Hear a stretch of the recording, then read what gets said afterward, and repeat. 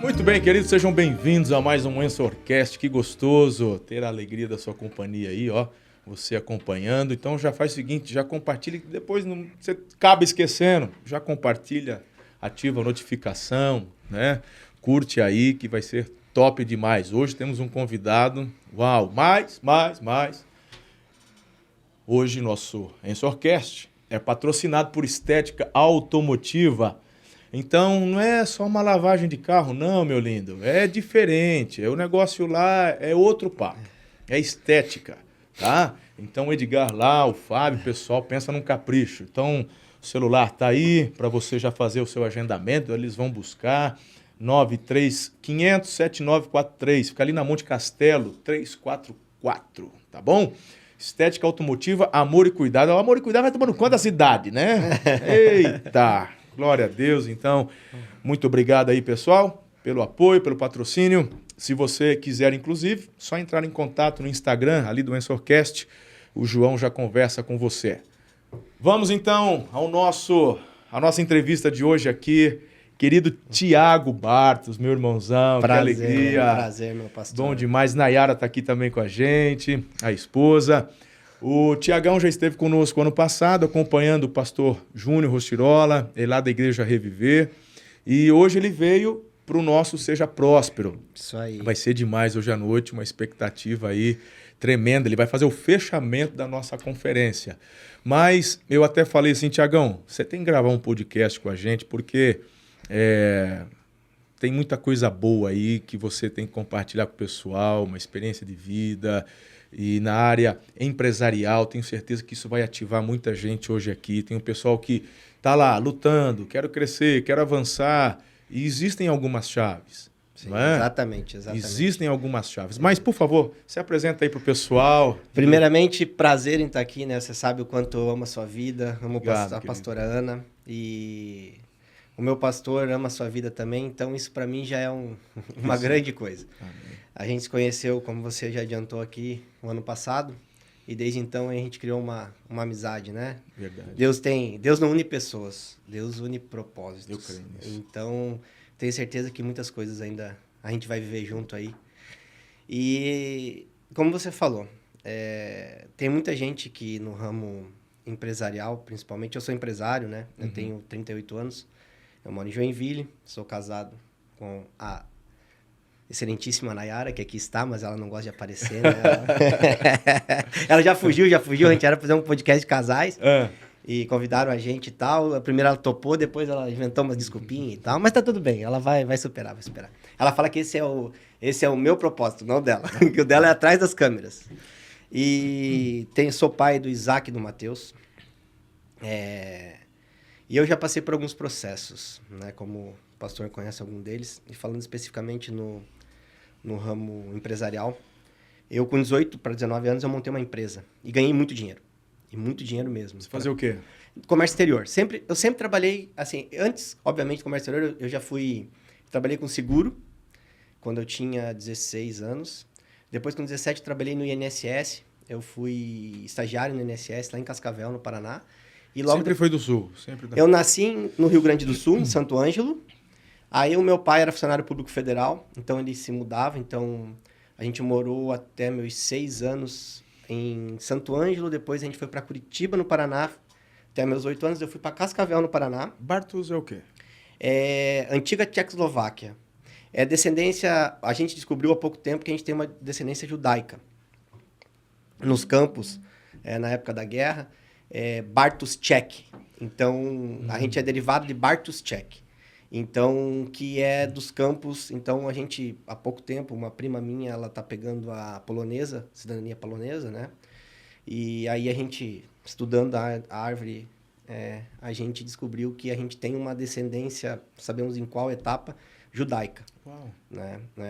E até uns amigos meus que me conheceram em 2008, 2009, quando eu falei meu nome, eles olharam para mim e falaram, cara, tem os traços e provavelmente Bartos é derivado, eu acho que você tem uma descendência judaica. Na época eu falei, não tem nada a ver e tal, porque eu fui sócio de judeus por 8 anos. E eles sempre falavam isso. E a gente descobriu há pouco tempo que a gente tem uma descendência judaica mesmo. Que legal. Eu fiquei sabendo isso há pouco tempo também. Então, eu com 18 anos montei uma empresa de comércio exterior, uma importadora, e ganhei muito dinheiro. Aquela história de estar na hora certa, conhecer as pessoas certas, abre-se aspas, né? E eu ganhei muito dinheiro, de verdade, para aquela época. Então, eu tinha 19, 20 Em qual anos. região? Onde você estava? Em Joinville. Joinville já. Joinville já. E Sempre aí, ali no porto ali de Itajaí, por ali? São Francisco, Itajaí, Navegantes, enfim. Sempre. Na época não tinha Itapuá, hoje tem Itapuá também, né? É. Hoje a minha empresa atual ela é a maior movimentadora de contêineres no Porto de Itapuá. Uau. É hoje, né? Então, na época, isso em 2004, eu montei essa empresa. Em 2006 eu quebrei, né? Eu era arrogante. Você tinha 18 anos. Tinha 18, 19, eu montei com 18 e quebrei com 19 para 20. E eu era arrogante, aquela história que eu achava que era Deus, né? Imagina, um jovem. Pra você ter uma ideia, cara, a gente pegava avião assim, São Paulo, alugava, eu e alguns amigos, e ia jogar cassino em Punta del Este, ficava 3, 4 dias bebendo, fazendo festa, enfim. Importava o quê? Qualquer coisa? Qualquer coisa, a gente importava de tudo. Era uma operação que na época não existia uma legislação específica que existe hoje, que é uma operação chamada conta e ordem de terceiros ou encomenda. Naquela época não existia esse tipo de legislação. Então a gente era contratado por muitas empresas, a gente tinha produtos próprios, a gente tinha de tudo um pouco, exportava muito. E aí Deus decidiu começar um propósito na minha vida, né? Principalmente de humildade, enfim, mudar meu coração, algumas coisas que estavam erradas. E eu quebrei. Eu dormi rico, cara, e acordei pobre. Mas não é que eu acordei pobre porque eu não tinha dinheiro. Acordei devendo mais de 10 milhões na época. Que hoje seriam 70, 80 milhões de reais. Como é que acontece isso? Como é que você quebra uma importadora? Parando ela. Porque os custos aduaneiros, os custos portuários são muito caros. Então eles pararam um lote grande nosso, no porto. Isso virou uma conta absurda. E aí virou um efeito cascata. Né? Então você deve para porto, você tem linha de crédito, deve para porto, deve para Receita Federal, e começa toda uma situação. Em 2 meses... Porque o contêiner ficou preso lá. Ficou parado lá para uma fiscalização e foi. Daí foi chegando outro. A gente era grande. E virou uma bola de neve. E aí começou um processo. Aquele famoso que alguns chamam de luta, outros chamam de processo, outros chamam de deserto. Enfim, aqueles nomes todos, né? Desculpa a minha ignorância, mas assim, mesmo liberando, já não Não tinha mais jeito. Não tem Não reverte mais. Não. A gente liberou... na verdade, essa empresa ficou uma carga... erroneamente, por parte e você está falando de 2006. Isso aconteceu. A inflação já estava controlada. Já.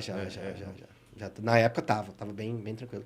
E aí a questão é que a gente liberou com mandato de segurança, enfim, na época as coisas, mas daí o efeito cascata ficou grande, né?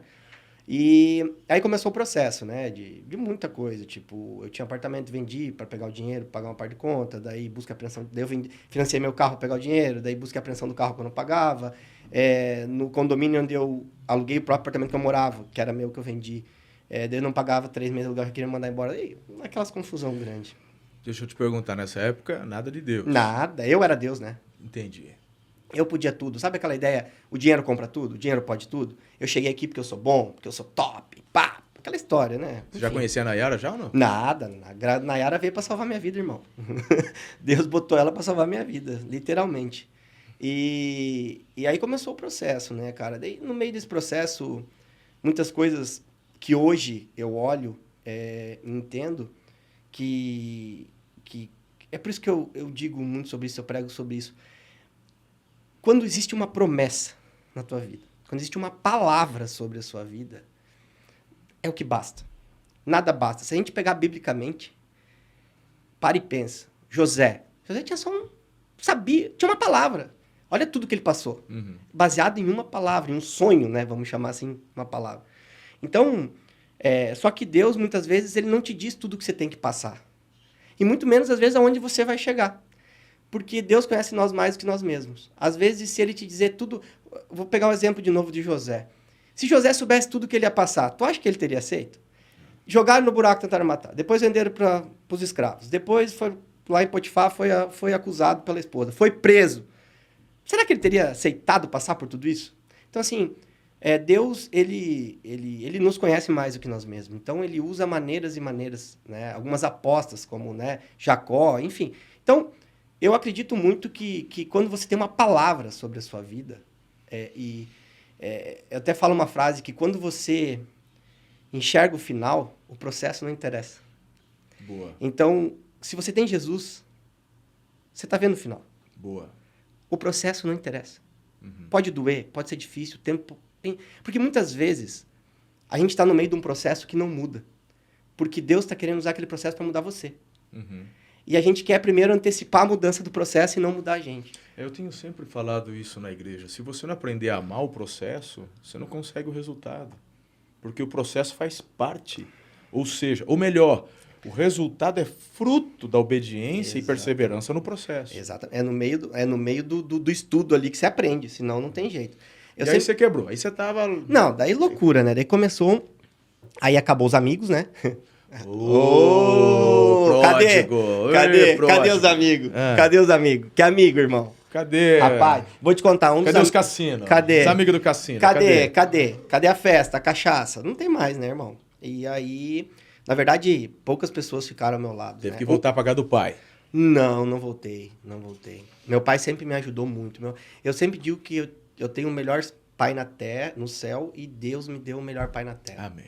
O meu pai é um cara que... Eu até brinco, meu pastor brinca, se eu falar até choro. É um negócio... O meu pai é fora da... Enfim. E meu pai me ajudou muito, né? No momento que eu precisava. E eu sempre fui muito esperto, né, cara? Eu mesmo quebrado, eu dava meus jeitos. Foi pra cima. Isso que foi uma das coisas que me prejudicou, eu acredito. Porque eu demorei muito pra... Cara, assim, ó, eu sempre penso isso, né? Um dia até, esses tempos atrás, desde que eu me converti, vou contar brevemente a história, mas por muitos anos eu sempre perguntei para Deus, por que Deus não desistiu de mim?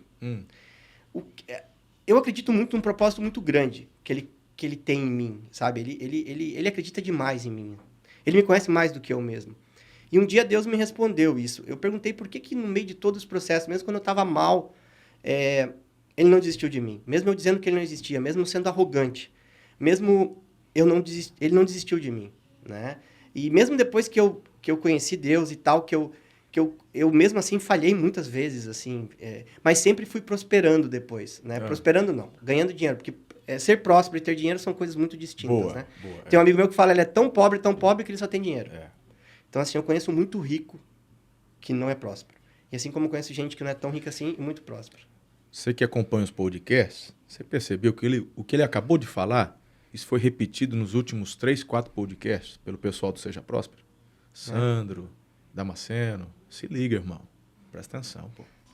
Então as pessoas vinculam muito prosperidade a dinheiro. E eu posso dizer para vocês, hoje eu sou próspero. Sou próspero. Graças a Deus eu tenho uma condição financeira muito boa. Mas uma coisa não está ligada à outra. Não está ligada. É óbvio aquela história, eu sempre digo, cara, é meio hipocrisia dizer que dinheiro não é bom. Então, assim, eu vejo muita gente falando, cara, eu falo isso meio hipocrisia. Obviamente que o dinheiro, ele traz algumas facilidades. Mas eu não concordo que a prosperidade está vinculada a dinheiro. Você entende? Eu acredito que ser próspero é uma coisa muito além do dinheiro. Ser próspero é ter uma família abençoada. Ser próspero é ter um relacionamento com Deus. Ser próspero é poder deitar e dormir. Ser próspero, você entendeu? É não te faltar nada. Não necessariamente ter tudo em excesso. Boa. Então, ser próspero é não faltar nada. Não ter tudo em excesso. Então, a minha vida, ela quando eu quebrei, eu comecei a passar por um processo.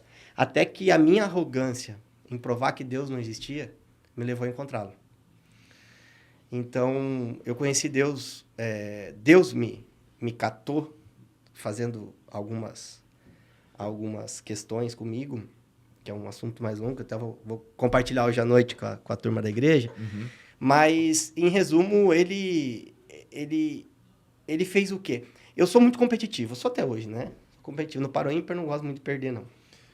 Isso é uma das qualidades, vamos dizer assim, eu não gosto, todos cara. que se destacam. Né? Enfim, eu sou muito competitivo, né? E Deus, ele tentou de várias formas falar comigo.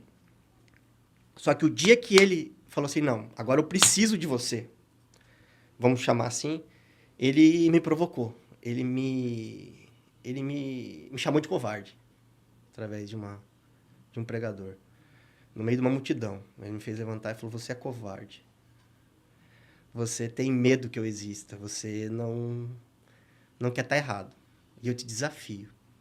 E literalmente Deus... Sabe quando você está andando e encontrou... Lembra do Aladim? O Aladim tem a lâmpada.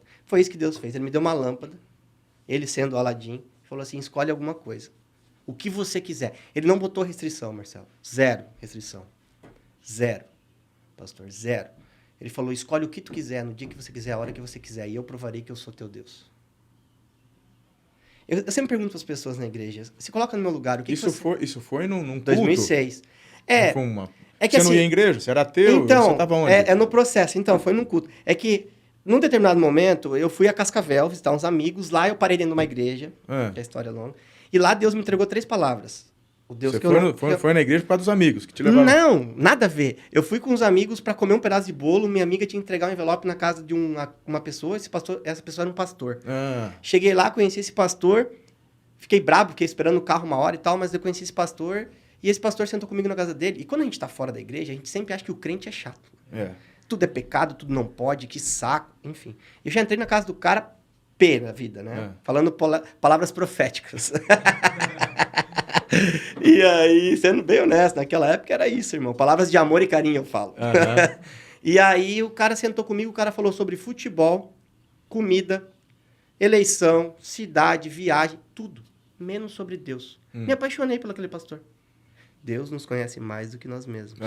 Só que na hora que eu tava indo embora, ele virou pra mim e falou assim, num sábado, ele falou assim, Thiago, se você não tiver nada pra fazer hoje à noite, vem no culto, começa às 19 horas. Entendi. Eu, educadamente, virei pra ele e falei assim, claro, pastor, que nada, tava com um monte de telefonema, amigo, bebida, festa já marcada, que eu vou na igreja, você é maluco? Resumo da ópera, 6h30 da tarde eu liguei para umas 15 pessoas, ninguém me atendeu, naquela época era mensagem de texto, não existia o WhatsApp. Resumo, eu não tinha o que fazer. Veio uma voz. Vai pra igreja. Se você não tiver nada para fazer, vem na igreja. Eu peguei um mototáxi, lembra do mototáxi? Não. Aquele que o capacete cheiroso, 70 pessoas usavam. Ou seja, você tava quebrado ainda. Ainda, irmão? Você é louco, mano. Irmão. Tem que ter coragem pra pegar aquele capacete. Ó, quebrado eu tinha que... quebrado eu tinha que melhorar muito, irmão. Rapaz, botar aquele capacete lá, meu irmão. O mínimo que você pega é caspa. O resto, você é louco. Senhora. E aí, cara, eu fui pra essa igreja. Cheguei lá, encurtando a história, Deus me entregou 3 palavras. Agora, entendi. E aí, numa das palavras foi, até você sair dessa cidade, eu provarei que eu sou Deus, e eu ia embora no domingo. Ele pediu, te deu a oportunidade de pedir? Calma, não, ainda não. Ele falou embora. Daí ele falou assim, nessa noite nasce uma criança, e essa criança dependerá de ti para viver. E a terceira palavra, ele falou, escolha o que tu quiseres, a hora, dia, que eu provarei que sou Deus. E não me deu nada dizendo que não podia. E essa foi daquelas revelações, tipo, é você, ou não foi é você. geralzão? Não, ele falou, você tava lá? Feche os olhos que eu vou orar por vocês. Ele veio, orou por todo mundo e botou a mão no meu ombro. E Deus começou a falar comigo coisas que só eu sabia no meu íntimo. Entendi. Eu não digo nem eu e Deus, porque eu nunca falei com Deus. Ele foi na tua cola. Não. Ele veio e falou a minha vida inteira, irmão. Cara lá no interior de Cascavel. Sei que é isso. E aí, cara... Já vi esse filme, né? E aí ele fez isso e... Só que eu não levei a sério nada daquilo. Fui embora, enfim. E passou um tempo, um amigo meu me chamou para ir em Balneário Camboriú. Ali em Balneário, uma igreja grande. E aí enfim... O cara comprou a minha ida na igreja, vou contar isso hoje. Ele comprou, literalmente. Ele fez um cheque para eu ir na igreja com ele. E lá na igreja... Várias coisas engraçadas aconteceram, enfim, mas o resumo da ópera, Deus falou tudo aquilo que o cara de Cascavel falou, que ninguém sonhava, tava só eu lá, e mais. Aí ele pegou e falou, e você é um covarde. Na frente de todo mundo, 2.000 pessoas na igreja, é só eu de pé e o cara me dando de dedo lá de cima, eu no final da igreja. Assim, falou, você é um covarde, você não tem coragem. Berrando comigo no microfone. Um cara desse tamanho assim, ó, quase que eu fui lá e dei um soco nele. Verdade, desse tamanho assim. E eu olhava pro cara e falei, como é que é? E ele me provocou ao ponto de eu fazer o desafio com Deus. E aí eu saí de lá, liguei pro cara de Cascavel e falei, eu fiz o desafio. Escolhi o que eu quero. E tal. Eu conto aqui ou deixo pra galera assistir depois o negócio da noite que eu pedi? Rapaz, agora não sei, eu tô curioso. Ei, aparece lá na Igreja às 8. Seja próspero hoje. Finalizamos a... Então... Tá, deixa pra de noite, Porque a tua mensagem eu vou colocar no canal aqui também depois. Então, e aí eu não esquece de falar, hein? Porque senão eu te ligo de madrugada aí. Ou vou te falar que já aconteceu, rapaz. A Nai sabe disso. Porque o meu testemunho, a gente vai com... Você sabe o que o Espírito Santo faz com a gente, né? Às vezes a gente sobe lá com uma cabeça. Comigo já aconteceu de eu subir para pregar. O Espírito Santo falou, não pega no iPad, que eu vou te usar. Já aconteceu de eu pegar uma palavra, tá no iPad, o Espírito Santo mudar. Já aconteceu tanta coisa comigo quando fui pregar, que daí às vezes eu encurto. E aí, por exemplo, eu pulo a parte da criança, que tem essa profecia. Eu não conto. Rapaz, o meu Instagram depois... Mas é gente demais. E a criança, que tu não falou da criança? Eu falei, quando eu voltar eu conto. Né? Fica sempre gostinho. Não, mas essa parte não tem como eu não contar, porque é a minha conversão. Entendi. No dia que aconteceu. Então, eu fiz um pedido, liguei pro cara de Cascavel, pro pastor. Eu falei, fiz o pedido. Ele falou, o que você pediu? Daí, quando eu falei pra ele que era o pedido, irmão, ele ficou em silêncio. Ali eu vi que tava ruim. Aí ele falou, daí eu falei, pastor, dele, não, sim, bom pedido, bom, então tá, então agora vai orar. Daí eu olhei pra ele, falei, tá bom, vou orar. Como é que ora? Ele falou, conversa com Deus, como você tá conversando comigo. E eu fiz isso durante uma semana, pouco menos de uma semana. E aí chegou o fatídico dia do que eu pedi, né? E aconteceu, né? Já dando um spoiler. E ali eu tive um contato com Deus no final de novembro de 2006, 28 de outubro. E ali eu tive um momento com Deus, conheci Deus verdadeiramente, enfim. Um mês depois eu fui para Cascavel, aceitei Jesus. Um mês depois, dentro do mesmo ano, eu fui batizado com o Espírito Santo. E comecei o processo.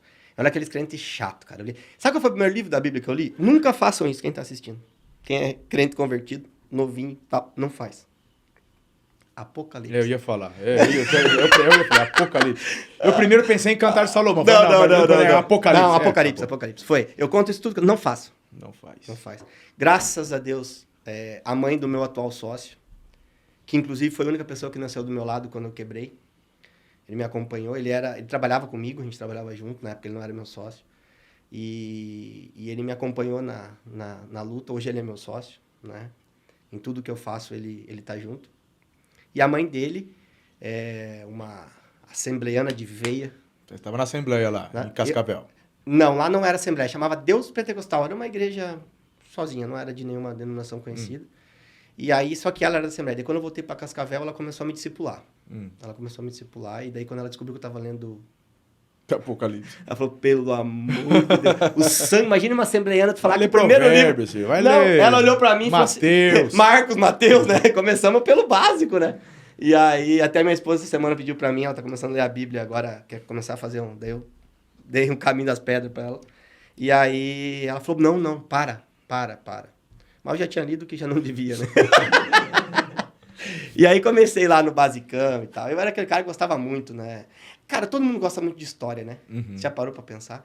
E se eu sempre falo isso nas igrejas. Se eu pegar, por exemplo, hoje à noite lá vai estar 1.500 pessoas. Se eu perguntar pra cada uma daquelas pessoas lá sentadas, cada uma vai ter uma história bonita pra me contar. Seja uma superação, uma cura, todo mundo tem uma história. E a gente adora histórias. Mas a nossa vida não pode ficar somente histórias. Eu sempre falo isso, né? Então, eu sempre achei que eu contava meu testemunho. Até que um dia, um grande, que hoje é um grande amigo meu, o bispo Júlio Vertugo, você conhece ele, acredito? Ele me ensinou que, numa pregação dele, que na verdade o testemunho não é aquilo que a gente passou, é aquilo que a gente se tornou. É o depois, é aquilo que você verdadeiramente se tornou, naquilo que a pessoa que você se tornou, o que Deus fez com você. Então hoje eu posso dizer que eu tenho um testemunho, porque Deus transformou minha vida. Aí você tá lá em Cascavel, e como é que foi então Você começou a crescer, conhecer a palavra. Joinville tal. daí, né? Cascavel aí, eu ia só visitar, eu tava morando em Joinville já. Na sua parte empresarial, você estava Começando, caminhar. retomar. Até que um dia, eu lembro como se fosse hoje, isso até é uma coisa que eu fazia tempo que eu não lembrava. A mãe do Flávio, que é o meu sócio, nós estávamos orando, a gente sempre orava antes e depois do início dos estudos, todos os dias a gente estudava, todos os dias à tarde na casa da avó do Flávio. E ela falou para mim que ela em oração, ela me via viajando para longe. E que daquela viagem ia começar a mudança financeira na minha vida. Então, eu em 2007 montei uma empresa, já em 2007. E do nada, um pessoal lá de Joinville mesmo me contratou. Empresa do quê? Uma empresa de... eles eram uma empresa de montagem e desmontagem de indústrias. E elas foram contratadas por uma multinacional para montar e desmontar uma indústria no interior dos Estados Unidos, West Virginia, e montar em Mogi Mirim essa fábrica, essa planta, que era de um grupo multinacional. E aí eles não sabiam fazer a parte de comércio exterior. E alguém indicou eu. Que até hoje eu não sei quem foi. E a pessoa chamada Vanderlei até.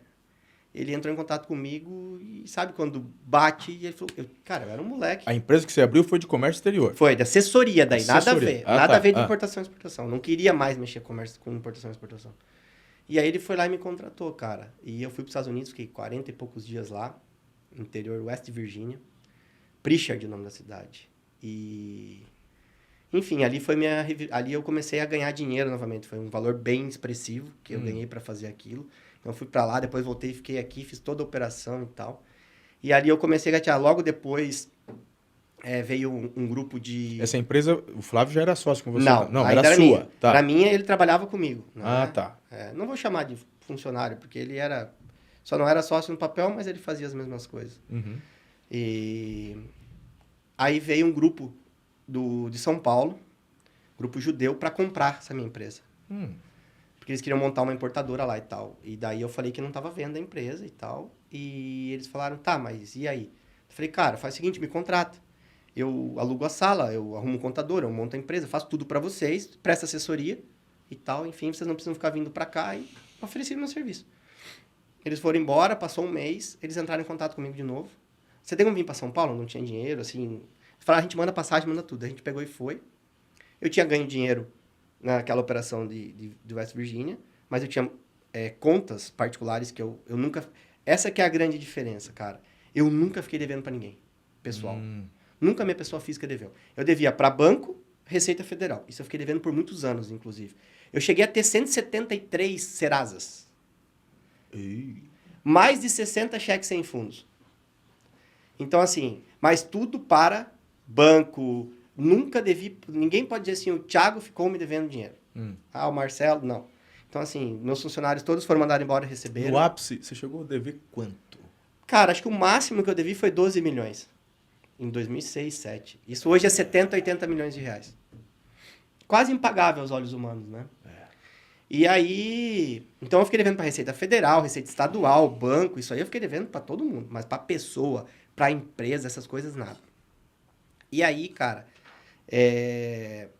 Eles queriam comprar, me chamaram para ir para São Paulo. Chegou em São Paulo, eles falaram assim, a gente quer que você seja nosso sócio.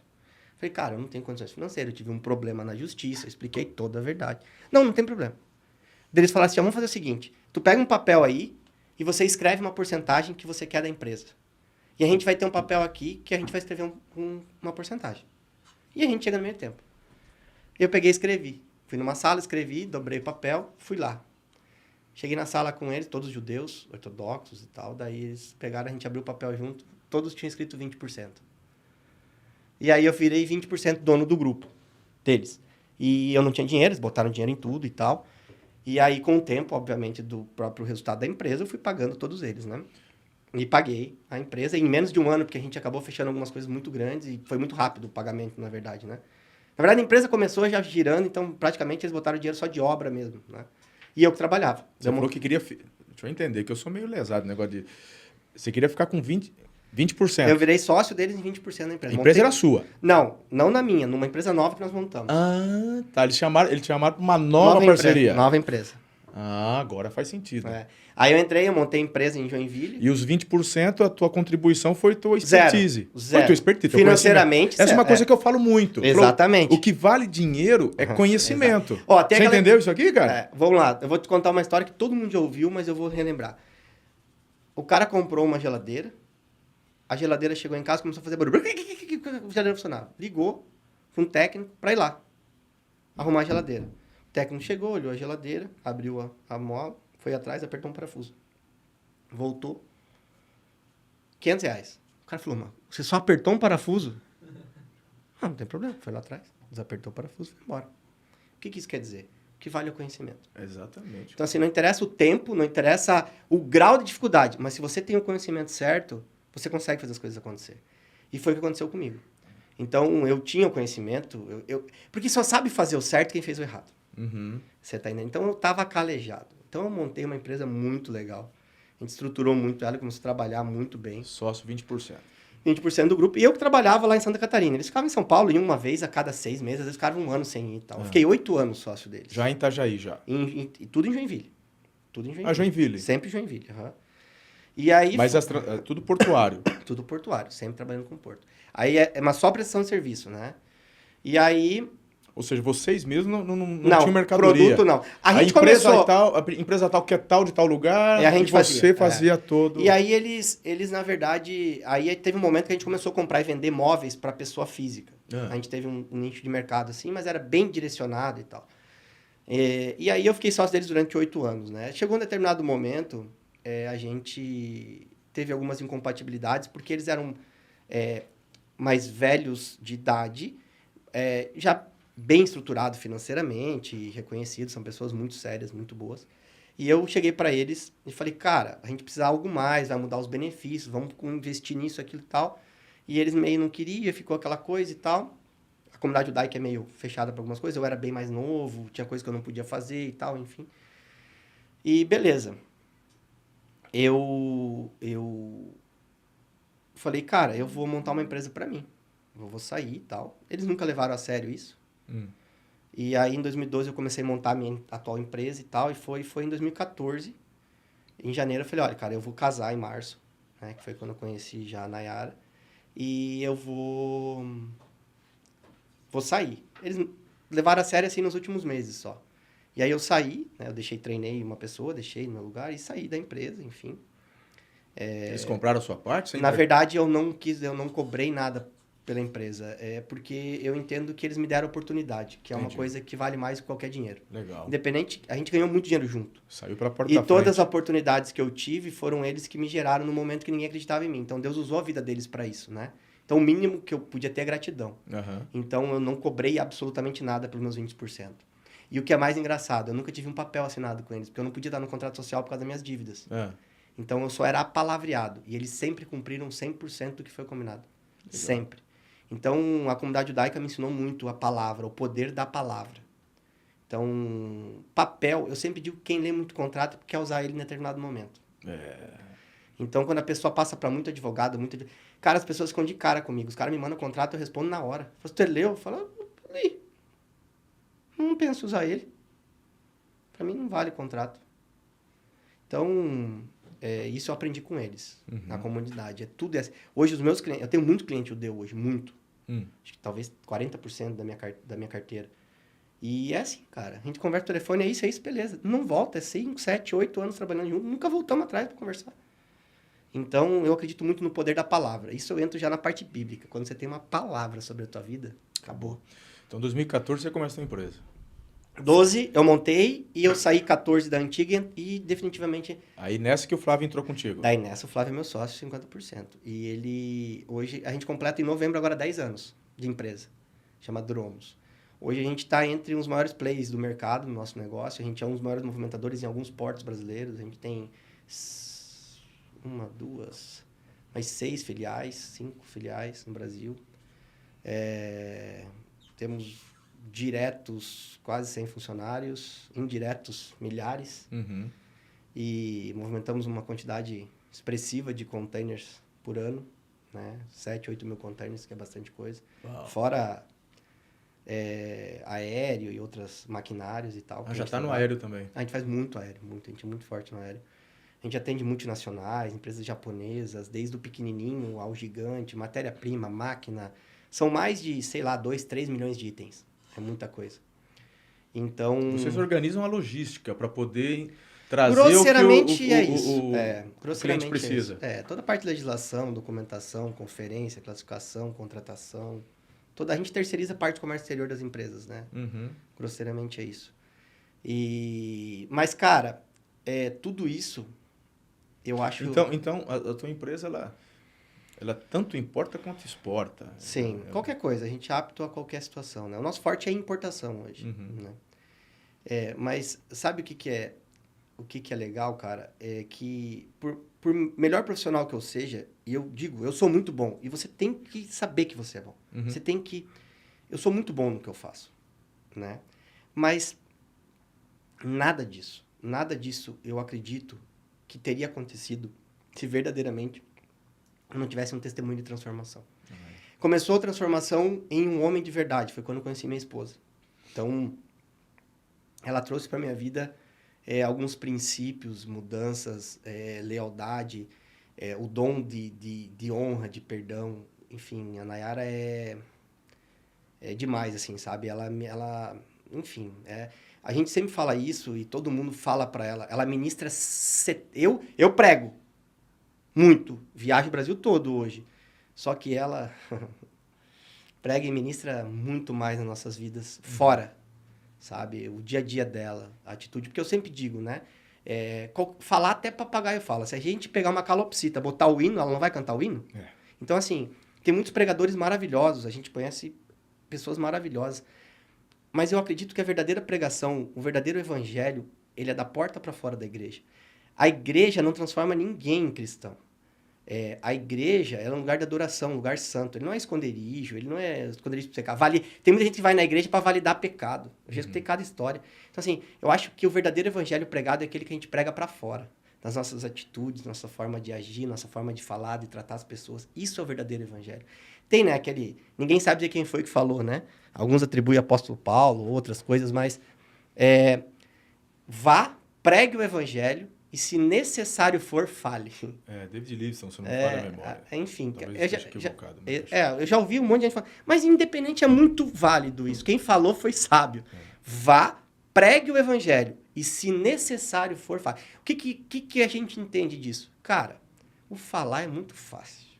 Agora, o viver o evangelho, as atitudes, os seus pensamentos, a forma de agir. Então, a Nayara me ensinou muito isso. Então, hoje eu posso dizer que eu sou um pai de família verdadeiro, sou um homem verdadeiro. Eu honro a minha igreja. Isso é uma coisa muito importante, sabe, Marcelo? A gente já conversou muito sobre isso, né? Sim. O princípio da honra. As pessoas acham que o pastor é um robô. O pastor, se eu cortar teu braço agora, vai sair sangue igual vai sair no meu. Você é um ser humano. Às vezes as pessoas esquecem que você, às vezes, precisa de uma ligação. Como você está, pastor? Você precisa de alguma coisa? Posso te ajudar em algo? Eu não estou falando só no princípio da lei, do dízimo e das ofertas, né? Tem gente também que tenta achar, joga no Google lá para tentar achar uma resposta para não dar dízimo. Não, mas Jesus veio para o novo e não fala de... A lei não mudou com a vinda de Jesus, a lei é a mesma, né? Cara, então... Interessante você falar isso daí, Tiago. Hoje você se tornou um empresário de sucesso e tal. Deus restituiu, Marcelo, talvez 100 vezes mais do que eu tinha hoje, financeiramente, patrimonialmente. Eu paguei todas as minhas dívidas. Eu não tenho, pode consultar lá meu CPF, pessoal, tá tudo zero.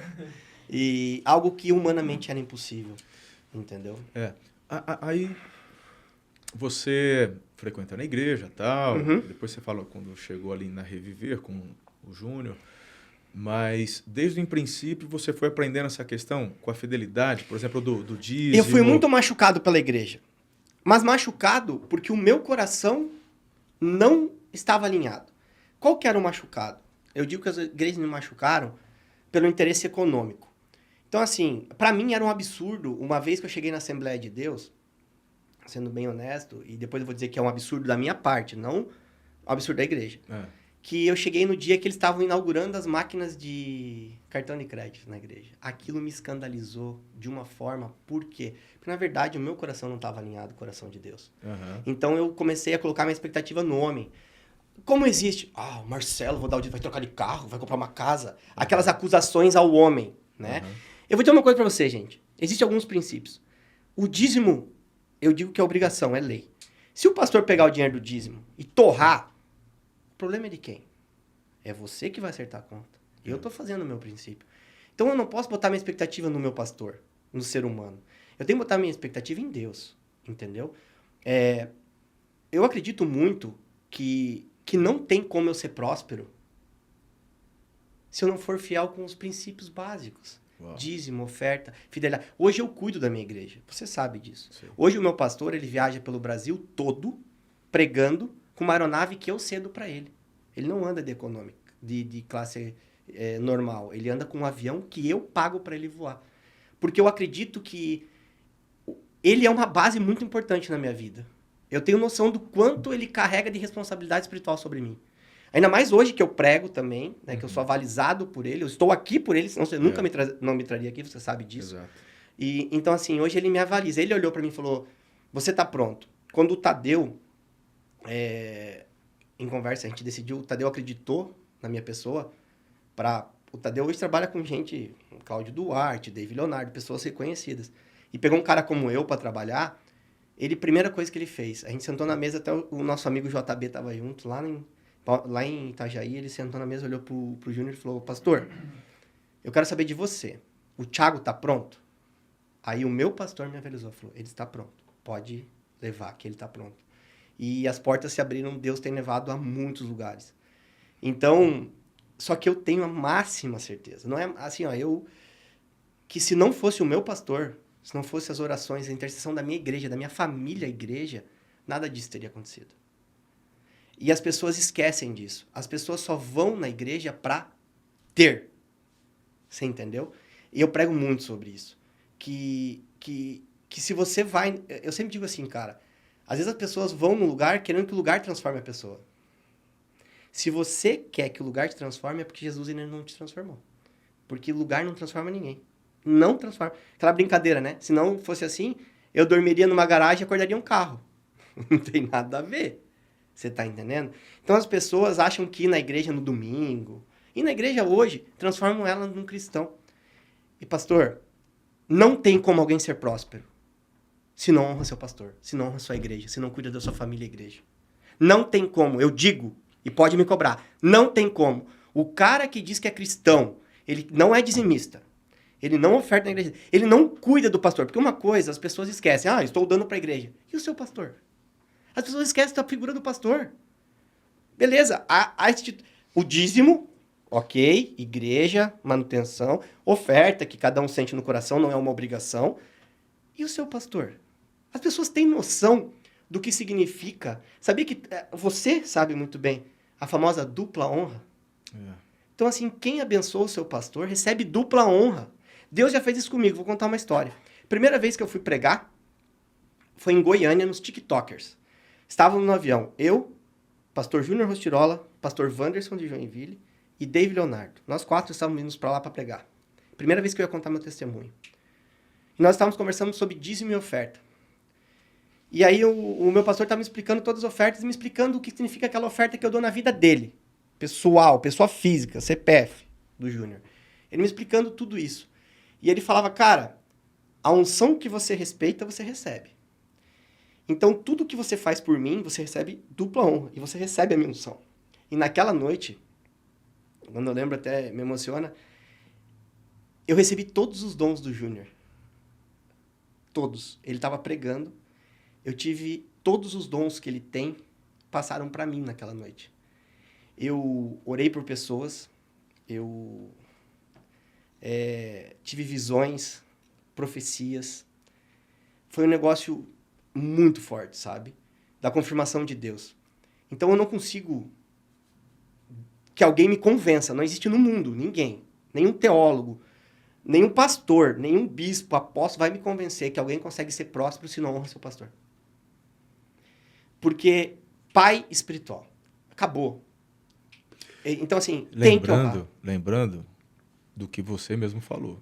A gente não está falando de ganhar dinheiro. A gente está falando de prosperidade. Estou deixando bem claro. Não estou falando em ser milionário, rico e tal. É que tem gente que fala, eu não honro e sou rico. Eu falo, ninguém falou de riqueza, mas não, de prosperidade. Meu amigo, nós estamos falando aqui de prosperidade. Ó, eu vou dizer uma coisa. Eu já tive dinheiro. Já perdi dinheiro. Só que é a primeira vez que eu sou próspero. Eu trocaria tudo isso só para manter a prosperidade. E não estou sendo hipócrita. E Deus conhece meu coração.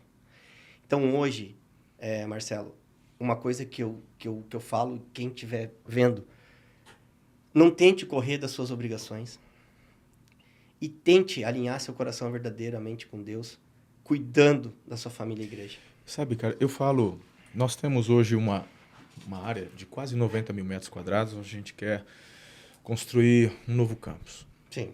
E eu já falei, assim, olha, se 60% dos membros da igreja fossem fiéis só no dízimo, lei, vamos seguir a lei. Assim, ó, lei. Só vamos nem entrar no fiel, mérito. não estou falando de oferta. a gente já teria construído há muitos anos, já feito. Então, eu vou falar uma coisa para os seus membros. Eu quero cara. fazer uma pergunta, eu vou fazer isso hoje à noite, mas eu quero fazer para todo mundo que está assistindo. Se você vem para mim e pede R$1.000, e eu te dou os R$1.000, chega de determinado momento, eu vou te cobrar. Eu falo assim, irmão, meus R$1.000, você não me pagar, isso é roubo. Beleza. Eu te dei R$1.000. Então, Deus te deu, vamos mudar. Deus te dá R$1.000. Vamos falar de 1.000. Legal. Aí ele chega no final para te cobrar, ele fala assim, ó, vamos fazer o seguinte, Marcelão. 900.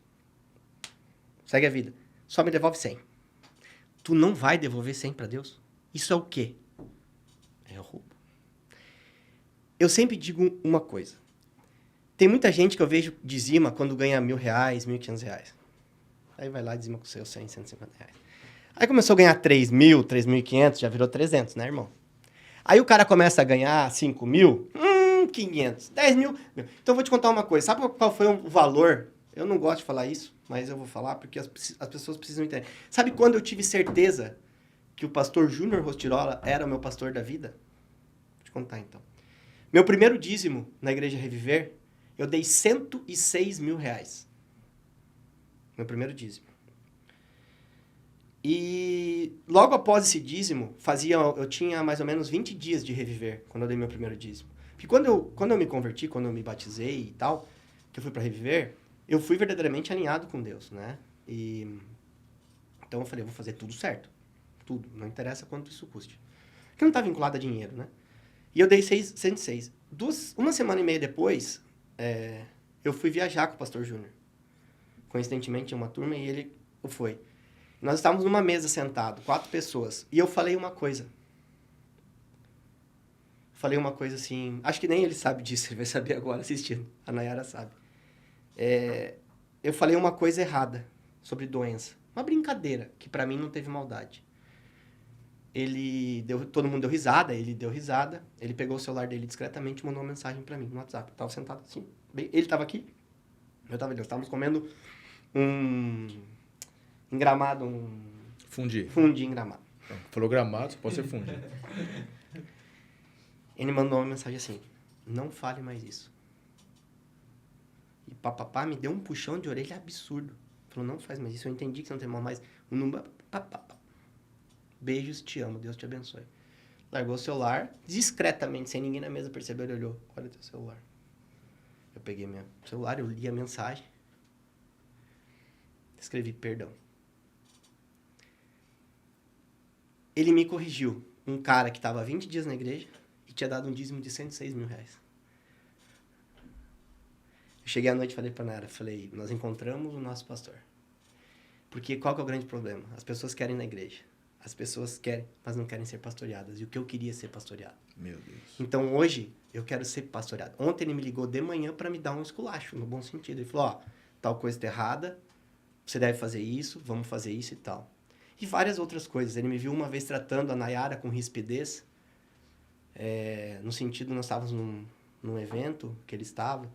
E não tinha nada a ver com a Nayara. Tinha acontecido uma situação que me incomodou espiritualmente. E eu acabei dando umas 2 pauladinhas nela assim. Porque a gente vai na quem a gente ama para dar uma... Vamos deixar e ela não claro, tinha nada a ver. Não foi físico, não, foi verbal. Não, verbal. É que ele já fez assim, né, meu amigo? Calma. E vou te dizer Thiago, homem de Deus. A Nayara nem percebeu tanto. Não incomodou a Nayara, mas incomodou o Júnior. Perfeito. Você sabe o que ele fez? À noite, eu liguei pra ele pra falar uma outra coisa. Ele falou, antes de você começar a falar, deixa eu te falar uma coisa. E eu falei que foi. Ele, pois se eu ver você tratando a tua mulher desse jeito de novo, na minha igreja, tu não entra. Que cristão que tu é? Que pregador que tu é? E pá. Porque ela não merece. Você vai sair agora do telefone, tu vai lá e vai pedir perdão pra ela.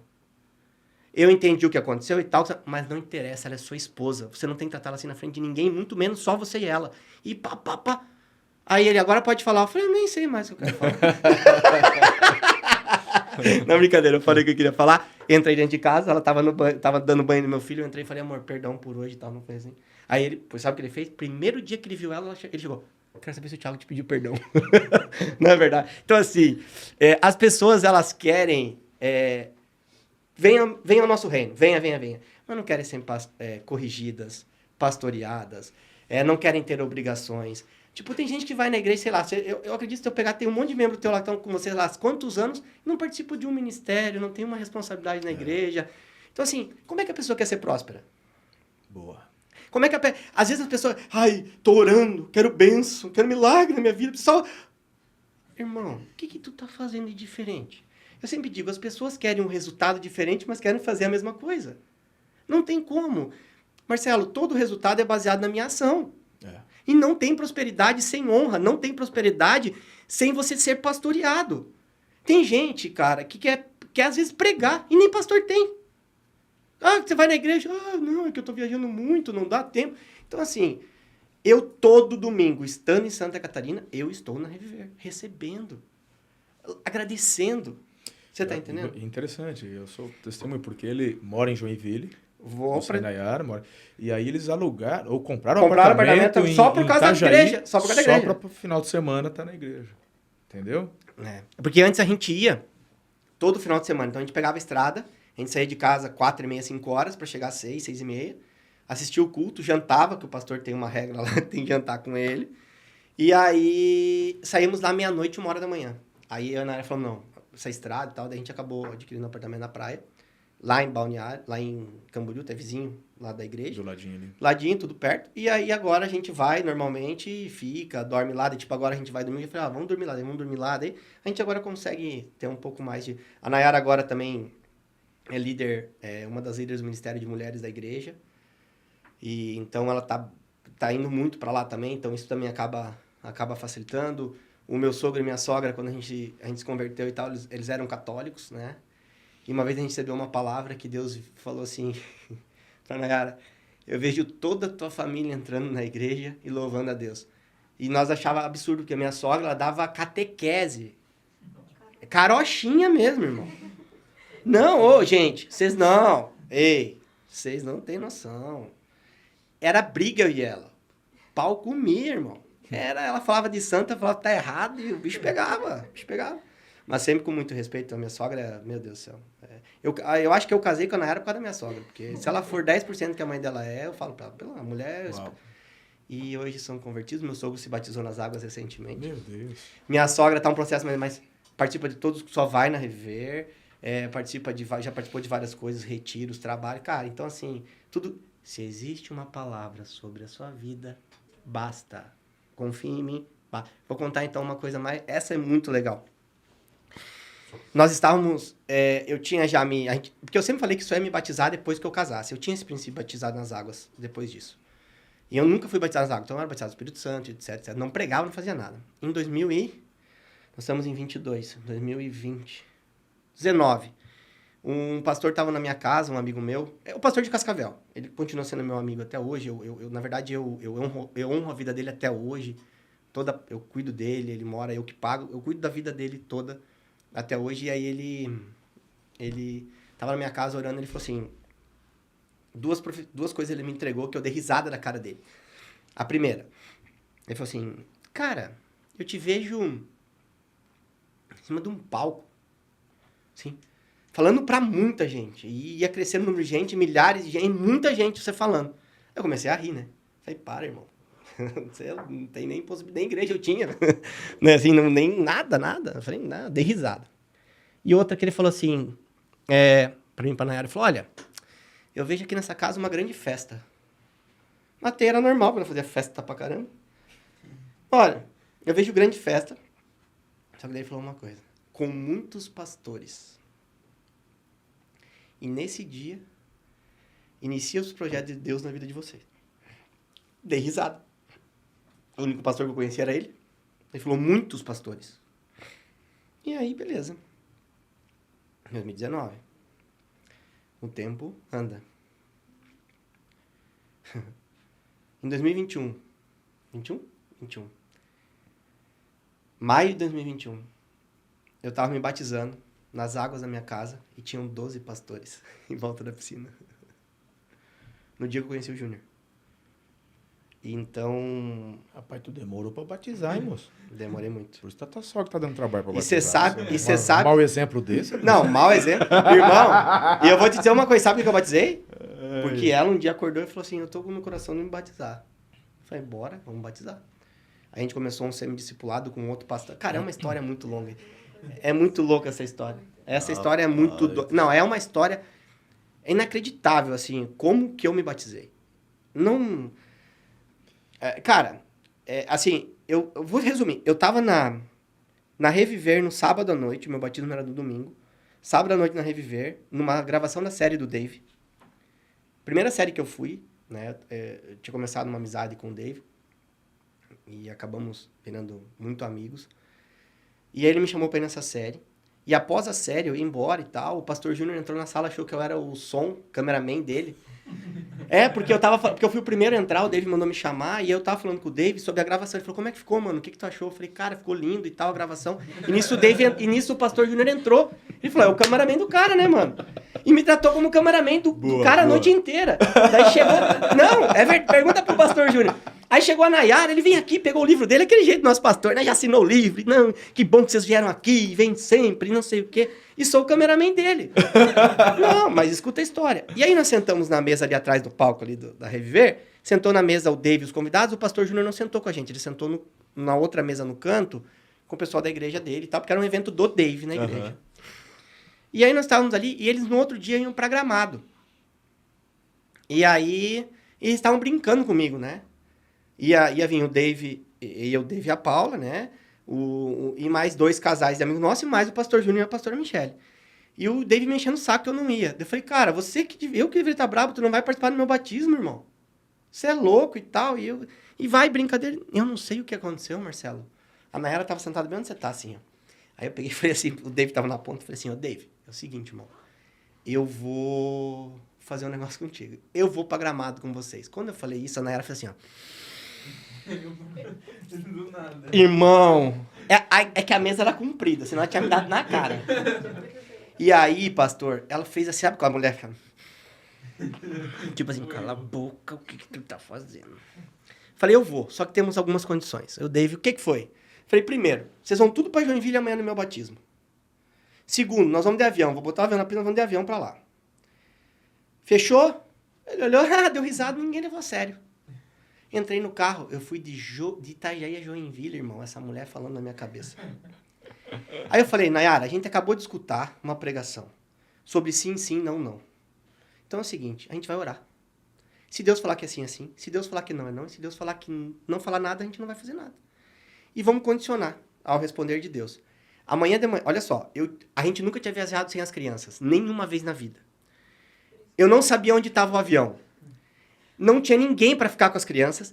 E o pior era, o pastor que ia me batizar, ele só podia à tarde. E isso teria que ser de manhã. Porque ele tinha um casamento, uma festa, não lembro que. Beleza. Eu falei, tem que dar tudo certo. Ela, então tá bom. Mulher nunca, né? Poder me empatar, mas perder jamais, né? E aí a Nai, beleza e tal, mas foi bicuda. Foi bicuda. Foi bicuda. É um pouquinho, ela tá fazendo assim, viu, pessoal? Vocês não estão vendo, ela tá fazendo assim. E aí, eu vou te resumir, era 8h30 da manhã. O avião tava na pista. Minha sogra tava no caminho da minha casa, a babá tava chegando na minha casa. Liguei pro pastor, ele falou, Thiago, posso fazer a hora que você quiser, o casamento foi cancelado. Quando deu 11h30, estavam todos os 12 pastores na minha casa, Júnior Rostirola, Dave Leonardo, inclusive foi o Dave que me batizou. Dave, o pastor que ia nos batizar, mais um casal de pastores da Reviver, mais um outro casal, 12 pastores no meu batismo. A festa que profetizou. A festa que ele via muitos pastores, e lá nós nos batizamos, e daí, a partir dali, foi na viagem depois dali que a gente fez, que eu fui convidado para pregar a primeira vez. Para falar meu testemunho. Na mesa, um rapaz, o Guilherme Santana, lá dos TikTokers, ele tava na mesa com a gente, e ele falando sobre isso e tal, daí eu comecei a contar minha história e tal, daí o Júnior falou, Gui, Batista, perdão. Perdão, Gui, glória a Deus, amo sua vida. Ele pegou e o Júnior falou pra ele, falou, Gui, tu tem que escutar o testemunho desse cara. É muito forte. Aí o Guilherme falou, tá feito. Você vai pra Goiânia. Tu vai pregar pros meus TikTokers. Eu olhei e falei, você é louco? Daí o pastor Júnior falou, você vai. Daí o Júnior, então, foi o seguinte, resumindo, fui eu, o pastor Júnior, o Dave, pregamos, e o Wanderson foi junto. O pastor lá, amigo nosso de Joinville. E ali começou a minha trajetória, logo após o batismo, exatamente como a palavra de Deus veio sobre a minha vida. E aí, posterior disso, começou contando testemunho. Um viu, chamou, outro viu, chamou, outro viu, chamou, outro viu, chamou. Daí eu acabei sendo abençoado de participar da Respire, fui convidado como, esse ano, das pessoas. Eu preguei, daí após a Respire, que daí tinham vários pastores relevantes do Brasil, né? Joel Pereira, JB Carvalho, Júlio, próprio Dave e tal. Ali foi uma vitrine muito grande, as pessoas me conhecerem. E aí esses pastores começaram a me convidar para ir nas igrejas e assim sucessivamente tomou uma proporção hoje que a gente está, graças a Deus, Deus tem levado a gente sai daqui, por exemplo, amanhã vai para Goiânia.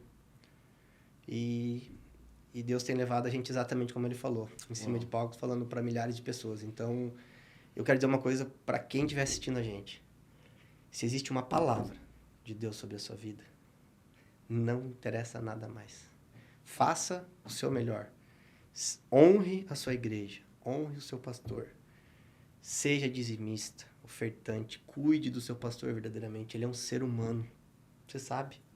Você precisa de uma palavra. Tem dia que você quer conversar. Tem dia que você precisa. Você precisa de uma ajuda financeira. Você precisa de tudo. Você é humano como todos nós. Eu sempre digo que as coisas se resolvem lá em cima. Aqui embaixo a gente só vive. E você, como pastor de milhares de pessoas, eu sei o quanto o teu joelho está quadrado para resolver a vida de muita gente lá em cima. E muita gente esquece de apenas perguntar, pastor, como você está? Então, a minha dica, não tem como ser próspero se eu não honrar o meu pastor, a minha igreja e os princípios da lei que nunca mudou. Eu aprendi isso. E graças a Deus hoje eu digo, eu sou próspero. Eu tenho uma família maravilhosa. Eu não podia ter filho, eu tenho 2 filhos hoje. E quem sabe teremos mais. Né? Tem coisas novas aí acontecendo. E eu tenho certeza que tudo isso, eu posso dizer que hoje eu tenho um testemunho. Tenho muitas histórias bonitas, de milagre, de cura, de quebrar e voltar a ter dinheiro. Isso são histórias. Para mim, isso tudo é história. O que vale para mim é aquilo que eu me tornei. Hoje eu sou um pai de família, sou um marido, não sou perfeito. Eu estava falando esses dias com 2 profetas, amigas nossas, que ela falou assim para mim, falou, pô, Thiago, é muito difícil, né? Conseguir ser 100% e tal. Eu falei, esse é o grande segredo. A preocupação não precisa ser somente essa. Guarde o seu coração, porque a gente é imperfeito, senão ele não precisaria ter vindo e dado o filho pra gente. Então, eu digo que é igual o Covid, né? Se você tem a vacina, você não exime de pegar o Covid. Mas você tem sintomas leves.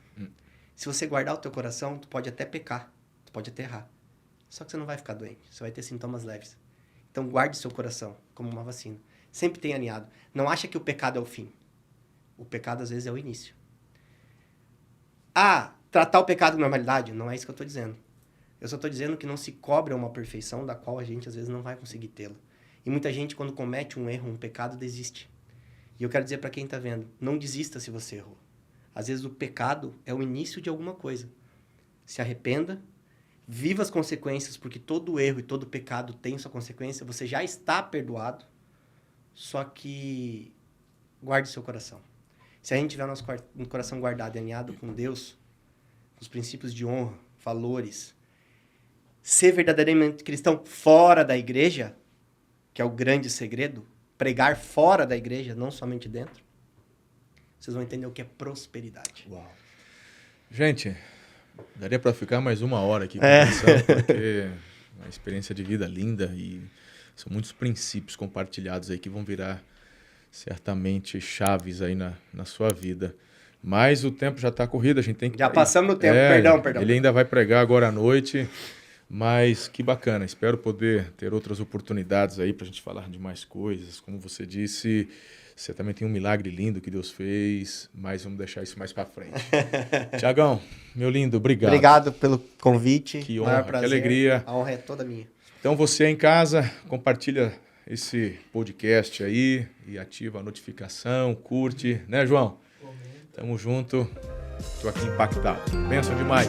Beijo no coração, até a próxima. Valeu!